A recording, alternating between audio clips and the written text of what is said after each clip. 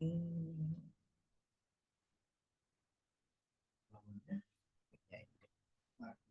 Oke, cek cek satu dua cek cek cek cek cek cek cek cek cek muncul ini cek cek cek cek cek cek cek cek. Oke, audionya udah masuk. Bismillahirrahmanirrahim. Assalamualaikum warahmatullahi wabarakatuh. Selamat pagi teman-teman dimanapun kalian berada. Di sini kembali lagi bersama saya, Alif Donat Maliki. Kita akan belajar tentang sejarah, di mana kita akan membahas tentang bab 2 demokrasi liberal hingga terpimpin. Di mana pada pembahasan kali ini kita akan membahas perkembangan sosial, ekonomi, dan budaya masyarakat pada masa demokrasi ala Soekarno, atau lebih familiar biasa disebut sebagai masa demokrasi terpimpin.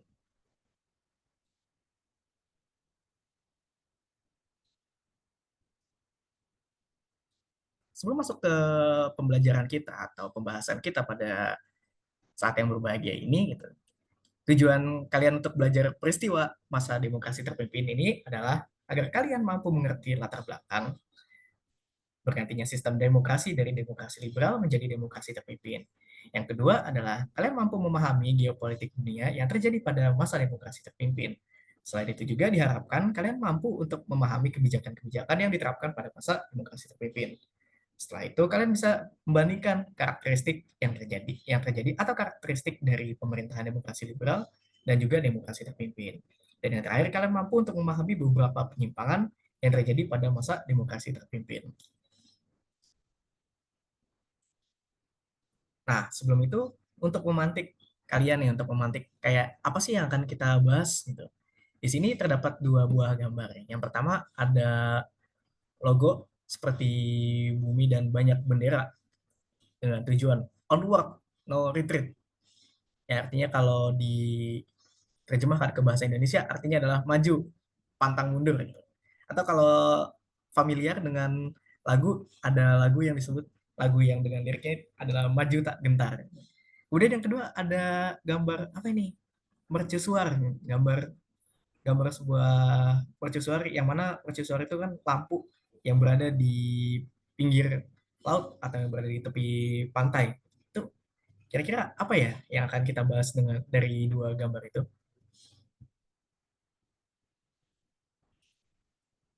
Nah, sebelumnya di sini kita harus mengerti terlebih dahulu nih, jika kita ingin mengerti tentang bagaimana keberjalanan dari demokrasi terpimpin, kita harus tahu dulu latar belakang yang terjadi, bagaimana sih bisa terjadinya peralihan dari demokrasi liberal menuju demokrasi terpimpin. Yang pertama, pada 6 Mei 1957, Presiden Soekarno membentuk Dewan Nasional sebagai langkah pertama untuk mewujudkan konsepsi Presiden 1957. Melalui Panitia Perumus Dewan Nasional, muncul usulan secara tertulis oleh Kepala Staf Angkatan Darat, Mayor Jenderal A. Nasution kepada Presiden Soekarno tentang pemberlakuan kembali Undang-Undang Dasar 1945 sebagai landasan demokrasi terpimpin.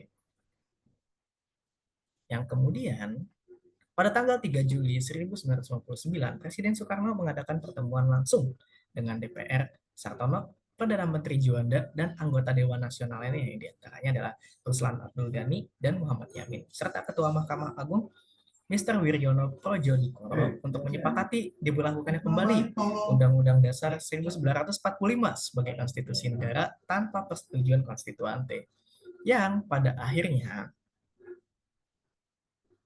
Presiden Soekarno mengeluarkan Dekret Presiden atau Dekret Presiden 5 Juli 1959 yang berisi dengan tiga ketentuan pokok, yaitu pembubaran konstituante, tidak berlakunya UUD 1950 dan berlakunya kembali UUD 1945, pembentukan Majelis Permusyawaratan Rakyat Sementara MPRS yang terdiri atas anggota DPR ditambah utusan daerah dan golongan serta Dewan Pertimbangan anggota Dewan Pertimbangan Agung Sementara. Jadi peristiwa diberlakukannya demokrasi terpimpin ini berasal dari usulan beberapa petinggi yang kemudian diusulkan kepada Insinyur Soekarno untuk mengambil tindakan yang mana pada saat masa demokrasi liberal terdapat banyak permasalahan-permasalahan yang ada di negara mulai dari ekonomi, sosial dan hingga politik sehingga diperlukan adanya tindakan yang tegas dari presiden itu sendiri untuk kembali menstabilkan kondisi politik yang ada di negara. Karena pada sistem demokrasi liberal terdapat diberlakukan sistem multipartai, yang mana ada banyak sekali partai dengan berbagai macam kepentingan dan ideologinya, sehingga menimbulkan perpecahan di dalam tubuh politik Republik Indonesia itu sendiri. Nah, kemudian bagaimana untuk kondisi dunia internasional? Pada KTT GNB yang pertama di Yugoslavia, Bung Karno melalui pidatonya menerangkan dan menjelaskan bahwa di dunia ini terbagi menjadi dua, yaitu ada NEVO dan juga Old Devo. Yang mana NEVO yang artinya New Emerging Force atau bangkitnya kekuatan negara-negara baru, dan Old Devo atau Old Established Forces yaitu kekuatan negara-negara lama. Yang mana NEVO ini terdiri dari negara-negara yang baru saja merdeka, yang baru saja lepas dari tangan kolonialisme Barat. Sementara Oldevo adalah kekuatan negara-negara lama, yang mana negara ini sudah berdiri sejak lama dan sudah memiliki kekuatan yang besar di mata dunia internasional, seperti contohnya Amerika Serikat dan juga Uni Soviet.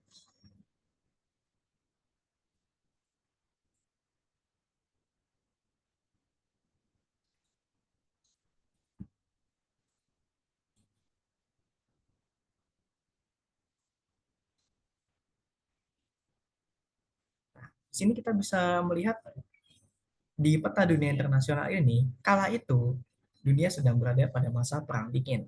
Yang mana pada perang dingin itu sendiri adalah perang tanpa konflik antara dua kubu atau dua blok. Yang pertama ada blok Amerika Serikat dan blok Uni Soviet, blok Timur dan juga blok Barat. Ya, maka dari itu, negara-negara kecil, negara yang baru merdeka termasuk Indonesia itu sendiri, merupakan negara-negara yang disebut oleh Bung Karno atau disebut oleh Soekarno sebagai NEVO. Sementara negara-negara yang sedang bersih tegang ini disebut sebagai negara ODEVO.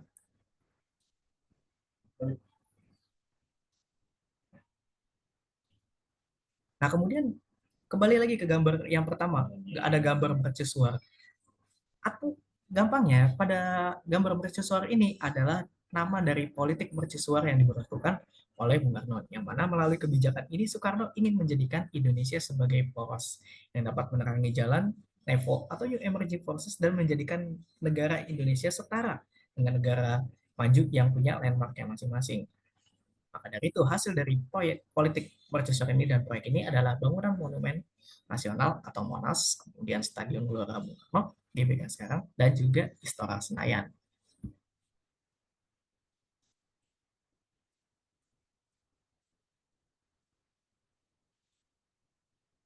Yang kemudian pada kebijakan kesehatan sebenarnya telah dicanangkan atau direncanakan pada masa demokrasi demokrasi liberal. Tetapi sayang beribu sayang sehingga demokrasi terpimpin kebijakan Bandung Plan ini tidak pernah dilaksanakan. Memangnya Bandung Plan ini apa sih?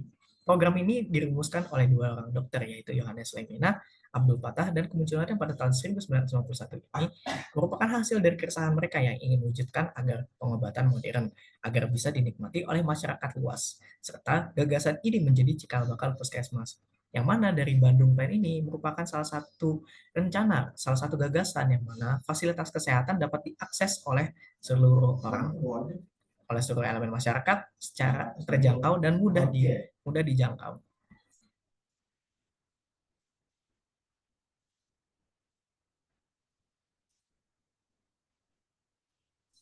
Yang kemudian pada pendidikan demokrasi terpimpin sebelumnya sejak tahun 1999 digagas rencana pengajaran yang disebut Sabta Usaha Tama yang disusun oleh Menteri Pendidikan yang meliput Menteri Pendidikan Prof. Dr. Priyono yang meliputi penertiban aparatur dan usaha Departemen Pendidikan dan Kebudayaan, meningkatkan seni dan olahraga, mengharuskan usaha halaman, mengharuskan penabungan, wajibkan usaha koperasi, mengadakan kelas masyarakat, serta membentuk regu kerja di kalangan SLTP atau SLTA dan juga universitas. Yang kemudian pada tahun 1962, sistem pendidikan SLTP dan SLTA mengalami perubahan kurikulum baru di SLTP dengan ditambahkannya mata pelajaran ilmu administrasi dan kesejahteraan masyarakat. Sedangkan SLTA dikenal adanya penjurusan mulai kelas 2, yakni jurusan budaya, sosial, dan ilmu alam. Hal ini dilakukan untuk mempersiapkan siswa memasuki perguruan tinggi. Kemudian gagalnya dari demokrasi terpimpin ini pada 19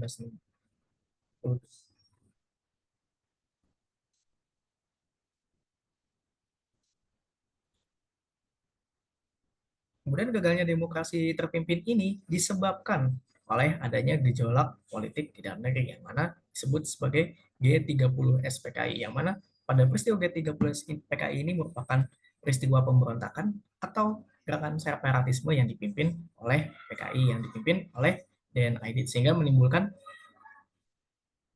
ketidakstabilan politik negara yang menyebabkan Soekarno memberikan amanat atau mandat kepada Presiden, kepada Soeharto, yang dinamakan sebagai Surat Perintah 11 Maret atau yang disingkat sebagai Super Semar. Kemudian dari peristiwa unik yang terjadi di demokrasi terpimpin ini dicetuskan oleh salah seorang aktivis mahasiswa, yaitu Sohoki.